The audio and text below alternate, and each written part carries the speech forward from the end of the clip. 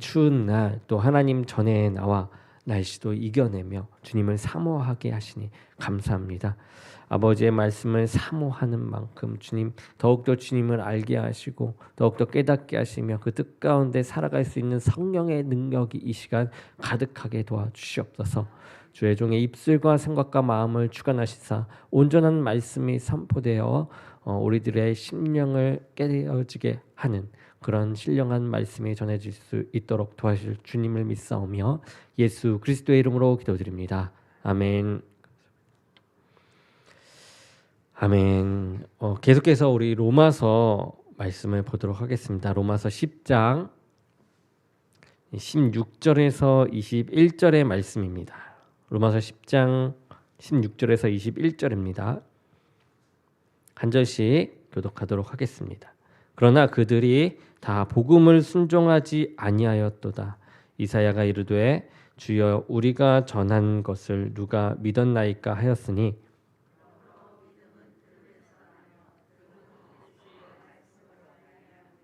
그러나 내가 말하노니 그들이 듣지 아니하였느냐.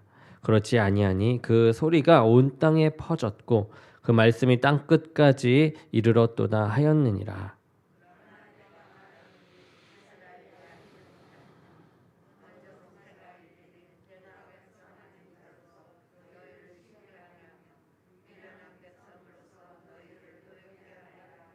이사야는 매우 담대하여 내가 나를 찾지 아니한 자들에게 찾는 바 되고 내게 묻지 아니한 자들에게 나타났노라 말하였고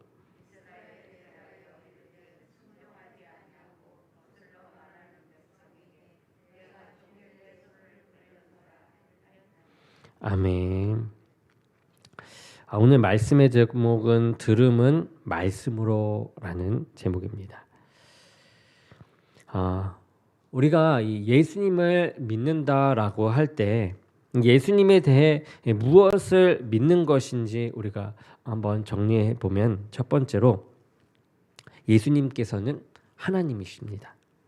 예수님께서 하나님이시라는 그런 의미는 이 세상 어떤 것으로도 대체 불가능한 존재이다라는 그런 의미가 있는 것이죠. 또 두 번째는 예수님께서는 구원자시다입니다. 이 죄 없으신 분이 죄인을 위해 대신 죽어 주신 그 유일한 분인 예수 그리스도를 이야기하는 것이죠. 세 번째는 예수님께서는 이제 죽으셨으니 부활하신 부활자시다라는 것이죠. 죽었다가 다시 살아나신 유일한 분이 바로 예수님이십니다. 이것이 주님을 믿는 믿음의 내용이죠. 그러나 주님께서 하나님 되시고 또 구원자 되시고 또 부활자 되시더라도 이 사실을 듣지 못하면 알 수 없고 또 그러면 이 모든 것들과는 관계없이 이 세상을 살아가게 됩니다. 바로 여기에 이 전도의 절박함과 이 필요성이 깃들어 있는 것이죠. 주님께서 우리를 먼저 구원해 주신 이 까닭은 우리로 하여금 이 복음을 전하는 도구로 삼기 위해서입니다. 그런데 16절을 보게 되면 일찍이 이사야 선지자가 탄식했던 것처럼 복음이 전해졌음에도 이스라엘 백성은 그 복음을 믿지 않았어요. 그러나 그들이 다 복음을 순종하지 아니하였도다. 이사야가 이르되 주여 우리가 전한 것을 누가 믿었나이까 하였으니 라고 이렇게 나옵니다. 이 예수 그리스도의 복음이 어디에서 가장 먼저 전해졌습니까? 바로 이스라엘이죠. 예수님께서 이스라엘에서 태어나셨습니다. 그곳에서 말씀을 전하셨죠. 예수님의 이 제자들은 모두 이스라엘 사람들이었어요. 제자들이 복음 전파를 시작한 곳은 바로 이스라엘 땅이었습니다. 이스라엘 백성이 제일 먼저 이 복음을 접하게 되고 들었는데 그렇다고 그들이 전부 이 복음을 받아들이고 나아갔던 것은 아닙니다. 그 이유가 무엇이냐라고 한다면 그 답은 이미 이 10장 2절에서 3절에서 바울이 말을 하고 있습니다. 그들이 예수 그리스도의 복음에 이 무관심했던 것은 자기 스스로 이 율법이 요구하는 의를 세울 수 있다라고 착각했기 때문이죠. 그래서 그들에게는 그리스도라는 존재가 필요하지 않았습니다. 하나님께서 요구하시는 그 율법의 일을 자기 스스로 온전히 이룰 수 있다라고 생각한다라는 것. 그것은 무엇을 의미합니까? 그가 아직까지 하나님을 만나지 못했음을 의미하는 것이에요. 그리고 아직까지 자기 자신이 누구인지 발견하지 못한 것입니다. 정말 하나님을 만난다면 하나님께서 나의 드러난 이 행동뿐만 아니라 내 속에 이 감추어져 있는 그 은밀한 것까지 감찰하시는 분이다라는 것을 깨닫게 되죠. 하나님께서 내게 요구하시는 의는 이 완전 무결한 그런 의라는 것을 깨닫게 되면서 나는 완벽하지 않구나 이렇게 나타나게 되는 거죠. 그리고 그 하나님께서 요구하는 의를 나 스스로 완성시킬 수 없음을 다시 한번 통감하게 됩니다. 이 하나님을 만나서 하나님으로부터 이 은혜를 받기 전에 그리스도인들이 자기 절망을 체험하는 까닭이 여기에 있는 것이에요. 자기 절망. 혹시 주님을 믿는다고 하면서도 믿은 그 순간부터 단 한 번도 자기에 대한 절망을 느껴본 적이 없다 라고 한다면 로마서 느껴본 적이 없다 또는 실망해 본 적이 없다라고 한다면 지금까지 100% 기쁘기만 하다라고 한다라면 로마서 5장을 보게 되면 모든 인간에게 왕노릇하는 죄에 대해 이야기하는데요. 이 대표적인 구절이 5장 12절입니다. 모든 사람이 죄인입니다. 모두에게 죄가 왕노릇합니다. 그러므로 우리에게는 소망이 없습니다. 다 죽을 존재입니다. 이것 속에서 우리가 깨달아야만 하는 것이죠. 그런데 로마서 6장은 그리스도 안에 있는 구원의 은혜를 말씀하고 있는 것이에요. 24절은 더 이상 죄가 우리를 주관하지 못한다라고 했습니다. 내가 예수 그리스도의 구원의 은혜 안에 있을 때 더 이상 죄가 내게 왕노릇을 이제 못한다라고 말씀하고 있죠. 23절은 예수 그리스도의 은혜 안에 있으면 더 이상 죄가 나를 지배할 수 없고 영원한 생명을 얻는다라고 전하고 있습니다. 우리가 이것을 깨닫는 순간이 얼마나 기쁜 일입니까? 우리가 스스로 생각하지도 못했던 그런 눈물이 흐르지 않습니까? 내가 이미 구원받은 존재이고 영원한 생명을 얻었다라는 것, 그리고 더 이상 죄가 나를 지배할 수 없다라는 것 때문에 뭐든지 할 수 있을 것만 같습니다. 다 해결된 것 같아요. 원수처럼 미워하던 사람도 사랑한다라고 말하며 안아줄 수 있을 것 같고, 길을 가며 한 번도 본 적 없는 사람에게 내가 당신을 사랑합니다 라고 말할 수 있을 것만 같습니다. 그런데 실제로는 어떤가요? 직접 그 사람의 얼굴을 대하면 처음에 들었던 마음이 행동으로 쉽게 나오지 않습니다. 혼자서 기도할 때는 실천할 수 있을 것만 같아요. 그런데 이 아멘하고 돌아서서 나오면 그 행동이 잘 나오지 않습니다. 그래서 그런 자신에 대해 이 심각한 절망을 느끼게 되는 것이죠. 말할 수 없는 갈등이 생깁니다. 실망이 생깁니다. 나는 그리스도로부터 버림받은 사람이 아닌가 하는 그런 고민이 들게 되는 것이죠.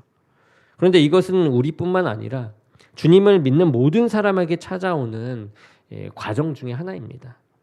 로마서 5장에서 죄를 이야기하고 또 6장에서는 구속의 은혜를 이야기한 이 사도 바울은 7장에서는 무엇을 이야기하죠?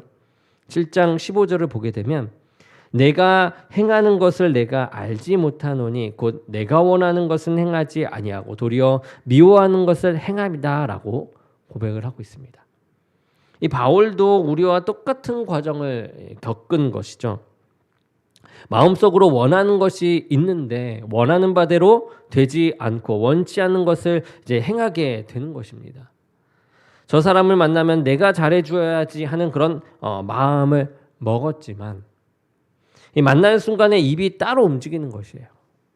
만나는 순간 내 눈길이 다른 곳으로 돌아갑니다. 마음은 그렇지 않은데 내 입과 몸이 전혀 따로 노는 것이죠. 참으로 이상한 일입니다. 바울도 이 같은 일을 겪은 것이에요. 그래서 이 7장 24절에서 바울은 오호라 나는 공고한 사람이로다라고 고백을 하죠. 절망의 밑바닥까지 떨어지는 것입니다.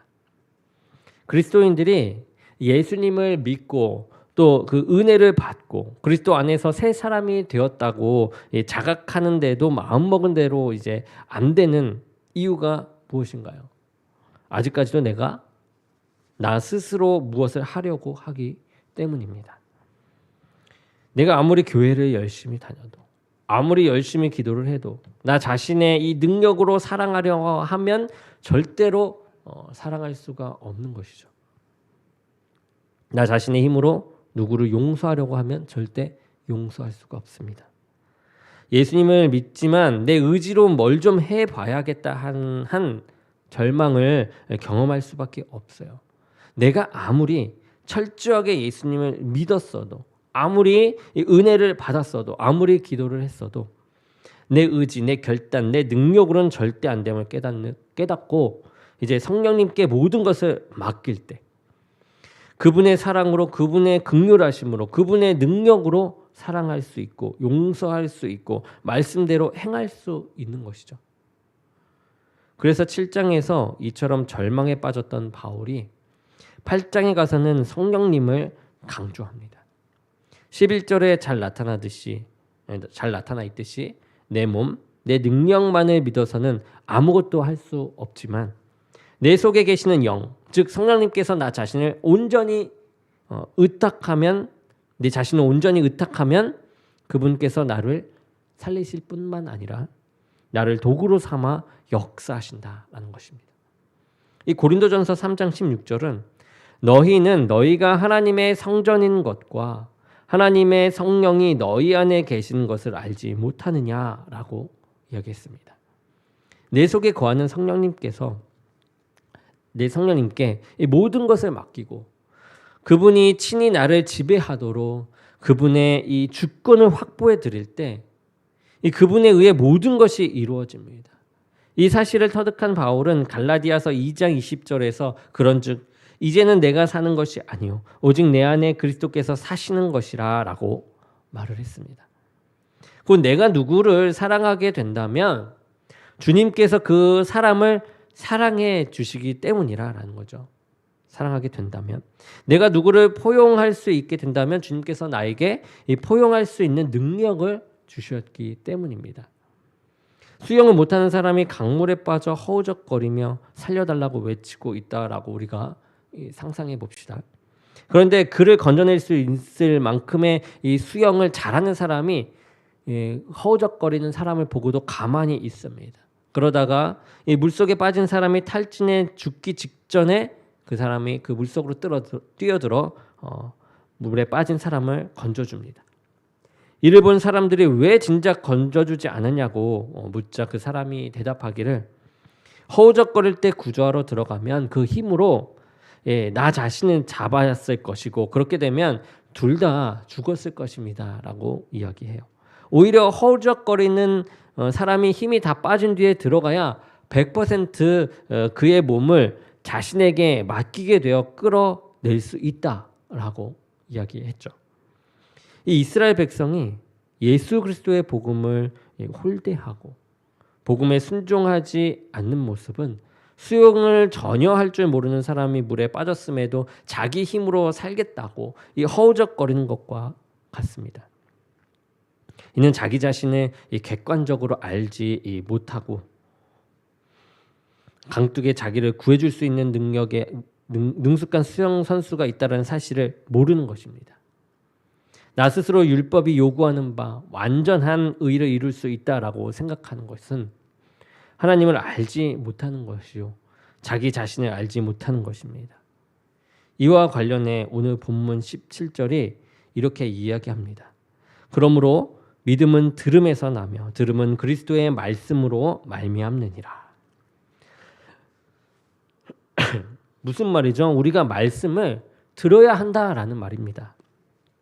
말씀을 들어야 바로 우리가 알 수 있고 바로 알 수 있어야 바로 믿을 수 있는 것이에요.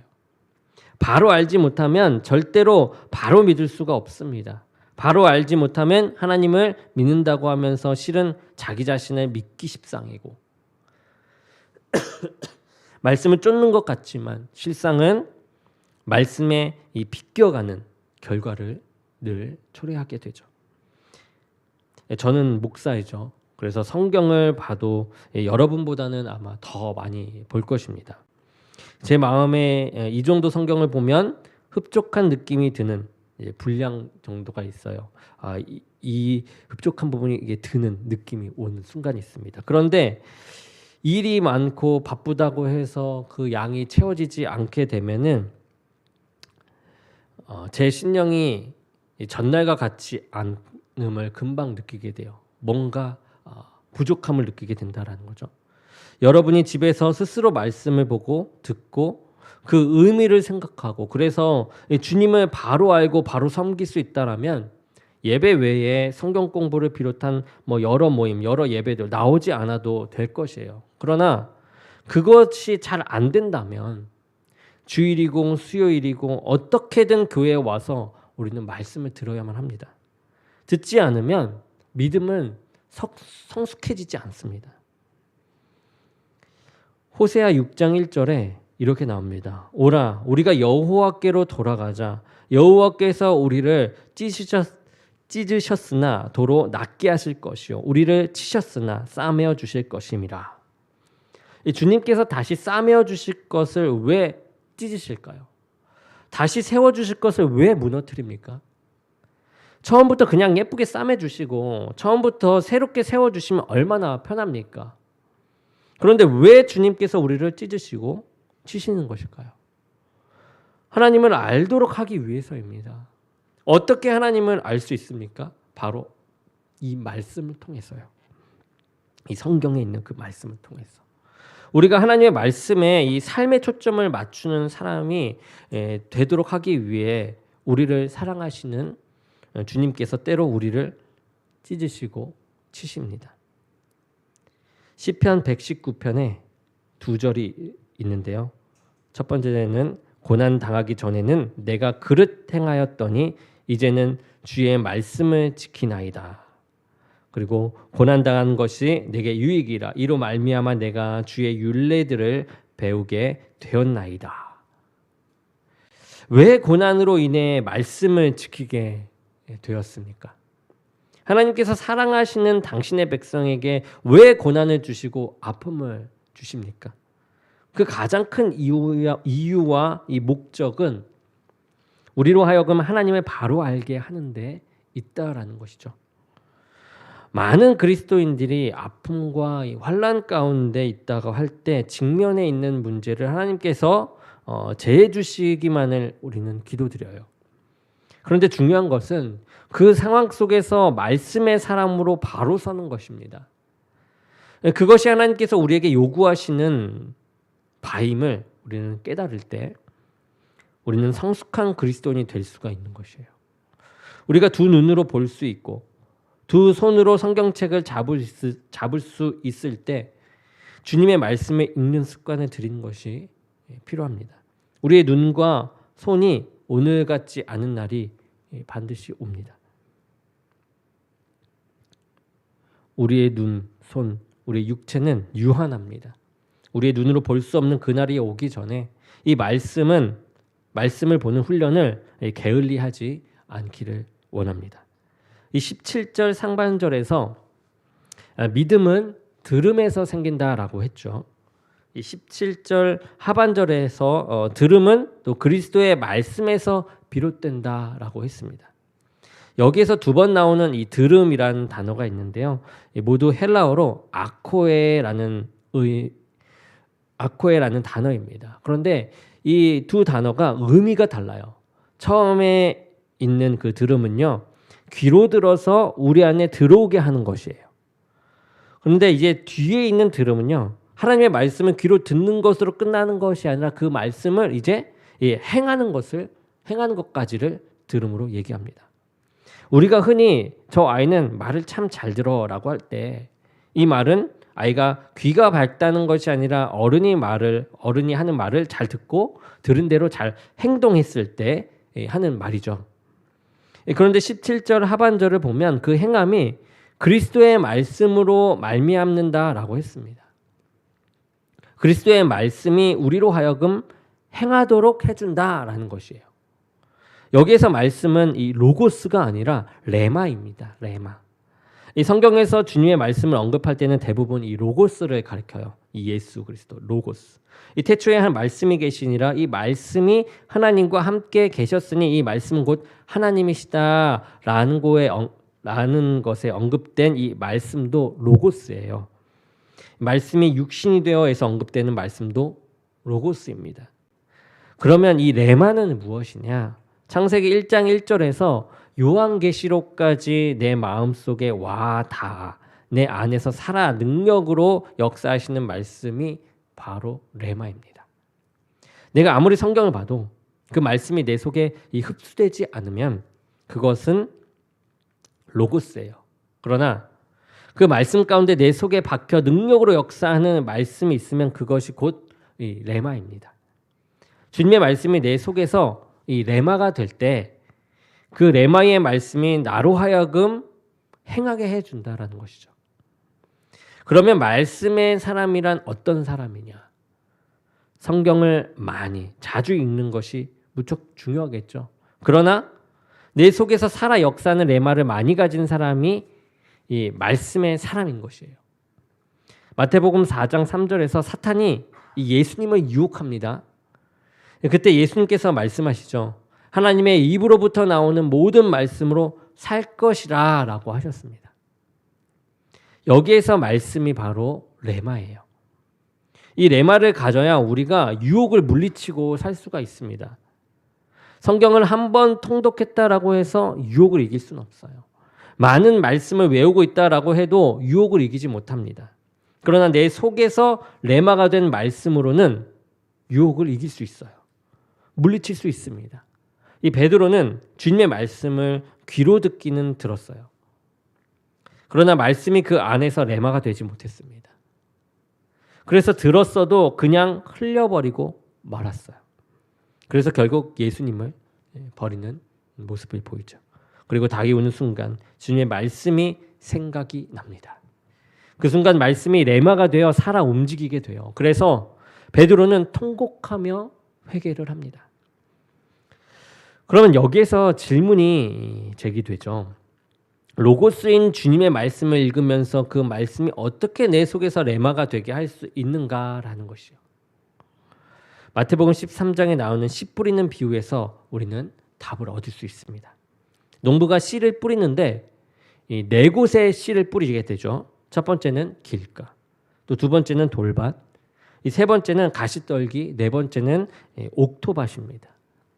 똑같은 씨를 똑같은 농부가 똑같이 뿌렸어요. 그런데 이 앞에 세 장소인 길가, 돌밭, 이 가시떨기 위에 뿌려진 이 씨앗은 새가 와서 쪼아 먹거나 태양 빛에 이 마르거나 생명의 기운이 막혀 죽어버렸습니다. 그런데 이 좋은 밭에 뿌려진 이 씨앗, 이 옥토밭에 뿌려진 씨앗은 30배, 60배, 100배 열매를 거두게 되었죠. 여러분 차이가 무엇입니까? 왜 앞에 뿌린 세 곳의 씨앗은 다 죽어버리고 좋은 밭에 뿌린 씨앗만 열매를 맺었을까요? 좋은 밭은 그 씨를 삼켰기 때문입니다. 길가는 씨를 삼키지 못했어요. 돌밭도 씨를 받기는 받았지만 삼키지 못했습니다. 가시떨기 위에 떨어진 씨도 삼켜질 수가 없었죠. 그런데 옥토는 씨를 삼켰습니다. 삼켰다라는 것은 자기 것으로 만들었다라는 것이에요. 그러자 흙 속에서 씨가 살아나 뿌리를 내리고 싹을 틔우고 이 열매를 맺었습니다. 레마가 되게 한다라는 것, 그것은 주님의 말씀을 삼켜 내 것이 되게 하는 것이에요. 흘려버리는 것이 아니라 삼킴으로 내 속에 말씀이 간직되게 하는 것입니다. 그때 그 말씀이 살아서 역사하는 것이에요. 주님의 말씀을 우리가 삼킨다는 것, 그것이 구체적으로 무엇을 의미할까요? 어떤 의미일까요? 이것을 내 삶에 어떤 식으로 적용시켜 가야 할까요? 첫 번째는 모든 말씀에 철저하게 열려 있어야만 합니다. 말씀을 읽을 때 모든 말씀이 나를 위한 말씀이라고 믿고 받아들일 때 말씀이 나에게 레마가 되는 거예요. 나를 위한 말씀이라고 믿고 받아들일 때. 서로를 너무도 미워하는 두 사람이 있다라고 우리가 가정을 합시다. 그런데 그 둘이서 성경 공부를 합니다. 고린도전서 13장을 공부하고 있었어요. 사랑은 투기하지 않으며 성내지 아니하고 하는 것이다 라고 배우면서 저 사람이 이 말을 잘 들어야 할 텐데 라고 생각하면 말씀이 레마가 되지 않죠. 나에게 들어오는 것이 아니죠. 설령 내가 상대에게 잘못한 일이 없다 할지라도 말씀을 들을 때 내가 아직 부족하구나 라고 생각하며 말씀을 받아들일 때 이 레마가 되는 것입니다. 예수님께서 베드로에게 오늘 이 밤 닭이 2번 울기 전에 내가 3번 나를 부인하리라 라고 이렇게 말씀하셨지 않습니까? 그때 베드로는 자기에게 해당되지 않는 말씀이라고 생각했어요. 나는 절대 그렇게 하지 않습니다. 이렇게 얘기했습니다. 주님께서 자신의 눈을 쳐다보며 말씀하시는데 그 말씀을 내 것이 아니다라고 생각했던 것이죠. 다른 사람의 것이라고 생각했어요. 주님의 말씀을 어떻게 한 겁니까? 부인한 것이에요. 이 말씀은 나에게 주어진 게 아니다. 그때 예수님의 말씀을 받아들이고 이 베드로가 삼켰더라면, 그래서 그 말씀이 레마가 되었더라면 이 베드로는 주님을 부인함으로 인해 수치를 당하지 않았을 것입니다. 둘째는 말씀의 훈련이 거듭되어야만 합니다. 말씀을 끊임없이 가까이 하고 그 말씀을 삶에 적용하는 훈련이 거듭 나타나야만 합니다. 말씀을 계속 삼켜야만 하죠. 요한복음 14장 26절에서 보혜사 곧 아버지께서 내 이름으로 보내실 성령 그가 너희에게 모든 것을 가르치고 내가 너희에게 말한 모든 것을 생각나게 하리라 라고 했습니다. 주님께서 가르쳐 주신 이 말씀을 성령님께서 우리로 하여금 생각나게 하심으로 그 말씀이 내 안에서 레마가 되게 해주십니다. 이 레마된 그 말씀은 내 안에서 살아서 움직여서 나를 말씀대로 실천할 수 있게 해주는 것이에요. 성령님께서 말씀을 주신다라는 것이 아니라 말씀을 기억나게 하신다라는 것은 이전에 내가 들은 말씀이 있어야 내가 그 말씀이 생각나서 하는 것이겠죠. 그러니 말씀을 들어야 한다라는 것입니다. 그 전에 내 마음속에 말씀이 축적되어 있어야만 해요. 그래야 필요할 때마다 성령님께서 필요한 말씀이 우리들에게 팍팍 생각나게끔 인도하시고 레마가 되게 하심으로 말씀의 역사가 일어날 수 있는 것입니다. 우리가 움직이는 힘이 그 추진력이 이 레마를 통해서 나타나게 되는 것이에요. 기도원이나 산에 가서 아무리 기도를 많이 하고 이 성령 충만을 받는다라고 해도 이 말씀의 훈련이 없게 되면 결국엔 자신의 판단을 따라가게 됩니다. 말씀 없이 성령님을 따르면 결국 감정의 지배만 받게 될 뿐이에요. 셋째는 말씀이 내 마음에 잘 심겨지도록 우리가 기도를 해야 합니다. 기도가 내 마음을 옥토로 바꾸는 것이에요. 기도함으로 내 마음이 갈아엎어집니다. 오늘 내가 본 이 말씀이 나의 것이 되도록 우리가 기도해야만 합니다. 주님의 도우심을 구해야 하는 것이죠. 우리는 내 사업을 위해 또 내 소원을 위해 내 계획을 위해서는 너무나도 잘 기도합니다. 그러나 내 마음속에 말씀이 레마됨 없이 내 사업이 번창하고 내 소원과 계획이 이루어진다면 이런 성공은 오히려 나를 하나님께로부터 멀어지게 하는 계기가 될 수 있습니다. 그러므로 우리에게 중요한 것은 말씀이 레마되도록 기도하는 것이에요. 그럴 때 우리가 돈을 바르게 벌 수 있어요. 그리고 바르게 돈을 쓸 수가 있습니다. 그리고 돈을 가지고 돈에 휘둘리지 않게 돼요. 결국 우리는 하나님으로 바르게 살아가게 됩니다. 18절을 보게 되면 그러나 내가 말하노니 그들이 듣지 아니하였느냐 그렇지 아니하니 그 소리가 온 땅에 퍼졌고 그 말씀이 땅 끝까지 이르렀도다 하였느니라.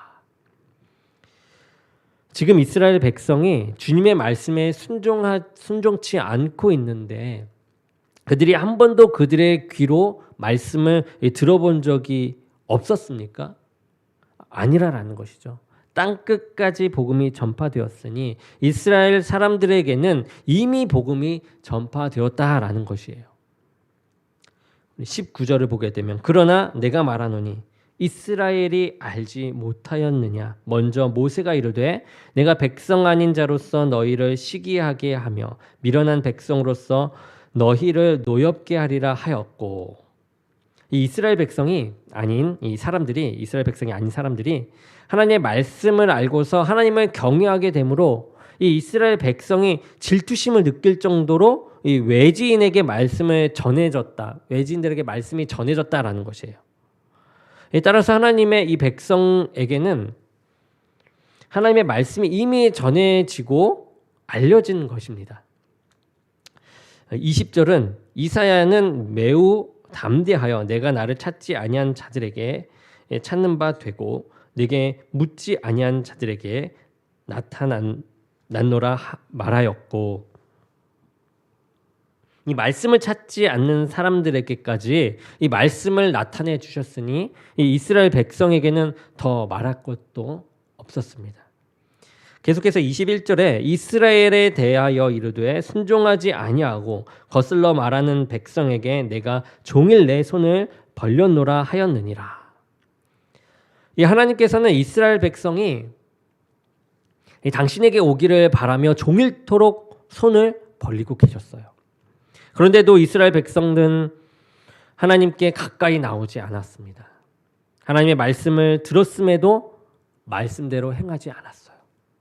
구약시대에 하나님께서 이 이스라엘 백성에게 선지자들을 계속 보내주셨음에도 이스라엘 백성은 그 말씀을 받아들이지 않았습니다. 누구보다 말씀을 많이 알았어요. 그렇지만 말씀을 삼켜 그 말씀이 이 레마가 되도록 하지 않았습니다. 않았기 때문이죠. 그들이 말씀을 삼키지 않은 것은 자기 스스로 의를 세울 수 있다라고 착각을 했기 때문입니다. 그럴 필요성을 못 느꼈던 것이에요. 한마디로 교만했기 때문입니다. 나와는 상관없다라고 생각했던 거죠. 이스라엘 백성으로 태어났다라는 그 자체만으로 자기 스스로 구원을 이룰 수 있다라고 생각했던 것입니다. 우리도 주님을 오래 믿게 되면 조심해야 하는 부분이 여기에 있습니다. 오래 믿을수록 교만에 빠지기 쉬워요. 내가 많은 것을 알고 있으면 그것을 스스로 행할 수 있다라고 생각하기 쉽습니다. 그래서 말씀 앞에서 마음을 열고 말씀으로 훈련을 거듭하고 말씀이 내 안에서 이 레마가 되도록 기도하는 일에 게으르기 쉽습니다. 오래 믿는 사람들 가운데 심령이 예전보다 더 황폐해지고 오히려 처음 믿는 사람들보다 말씀에 둔해진 사람들의 이 경우에 해당되죠. 그렇다면 하나님께서 그와 같은 이스라엘 백성을 버리셔야 마땅하지 않겠습니까? 로마서 11장 1절에 이렇게 말합니다. 그러므로 내가 말하노니 하나님이 자기 백성을 버리셨느냐? 그럴 수 없느니라. 여기에 주님의 사랑이 있는 것이에요. 이스라엘 백성이 말씀을 귀로만 듣고 삼키지 않았는데도 불구하고 하나님께서 자기 백성을 버릴 수 없다라고 말씀하십니다. 왜입니까? 바로 사랑하시기 때문이죠. 하나님께서는 우리에게도 끊임없이 말씀을 들려주세요. 우리는 세상을 살아가는 그 염려 때문에 또 욕심 때문에 또 우리 자신의 생각과 계획들 때문에 그 말씀을 삼키지 못하고 또 행하지 못하고 있어요. 그럼에도 사랑의 하나님께서 나는 너를 버리지 못하겠다라고 하며 오늘도 두 손을 벌리고 당신에게 오라고 나에게 오라고 우리를 향해 초청의 메시지를 보내고 계십니다. 여러분이 이 사랑을 힘입어 주님의 말씀을 삼킬 수 있기를 바랍니다. 말씀을 삼킴으로 말씀이 내 속에서 이 레마가 될 때에 말씀의 능력으로 이제까지와는 전혀 차원이 다른 이 아름다운 삶을 경험하는 우리 모두가 되기를 원합니다. 너희가 내 말에 거하면 참으로 내 제자가 되고 진리를 알지니 진리가 너희를 자유롭게 하리라. 아멘. 이 자유롭게 함을 우리가 누리며 살아가는 저와 여러분, 우리 주님의 교회 성도님들 또 제가 되기를 주님의 이름으로 축원합니다. 우리 기도하겠습니다. 사랑의 하나님 감사합니다. 오늘 말씀 가운데 우리가 더욱더 주님을 알아가기 원합니다. 주님을 알아서 이제는 그것으로 아는 것으로 끝나는 것이 아니라 들음에서 끝나는 것이 아니라 내 속에 레마로서 움직이기를 원합니다. 주님, 우리들을 붙잡아 주시고 인도하여 주시고 움직여 주시옵소서.